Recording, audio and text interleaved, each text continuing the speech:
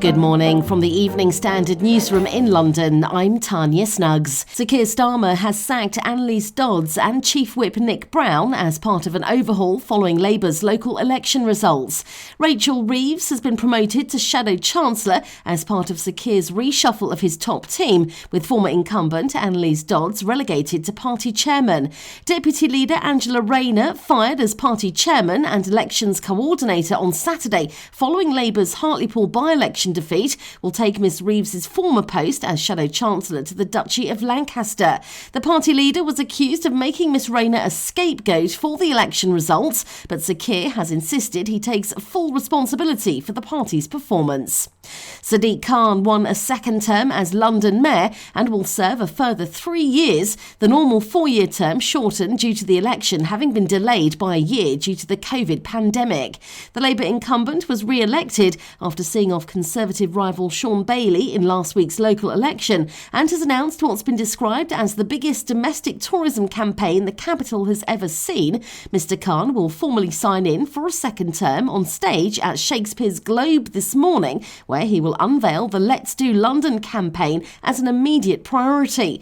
The £7 million plus programme, which has been developed and funded in partnership with the city's hospitality, culture and retail industries, is aimed at bringing in a wealth of domestic tourism to help London's economy get back on its feet as COVID-19 restrictions are eased.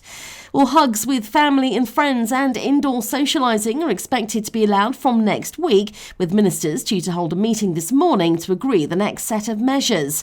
From the 17th of May, most social contact rules outdoors will be lifted, although gatherings of more than 30 will remain illegal. Indoors, the rule of 6 or 2 households will apply, with Cabinet Office Minister Michael Gove suggesting physical contact between friends and family will be allowed. Indoor hospitality, entertainment venues such as cinemas and soft play areas, the rest of the accommodation sector and indoor adult group sports and exercise classes are expected to reopen. It comes as latest figures show a third of UK adults are now fully vaccinated against COVID-19, with more than 17 million having received both jabs, the equivalent of 33.5% of all people aged 18 and over. 8 people have been arrested after a man was stabbed during a fight outside Selfridges' flagship store in central London. Footage of the incident posted on Twitter shows a man wielding a knife in front of shocked shoppers at the department store on Oxford Street. Another man threw a mannequin onto the floor before 2 men started fighting. The clip then shows the group making their way to another part of the store as security guards followed. The Metropolitan Police says the injured man had been stabbed in the leg and he's not in a serious condition. And a whale has been freed after it became stranded along the River Thames in southwest London on Sunday evening. Hundreds gathered at Richmond Lock and Weir after the whale, believed to be a mink and between 3 to 4 metres long, became stuck on the lock's boat rollers around 7:30 p.m. It would have had to swim through central London to end up in Richmond.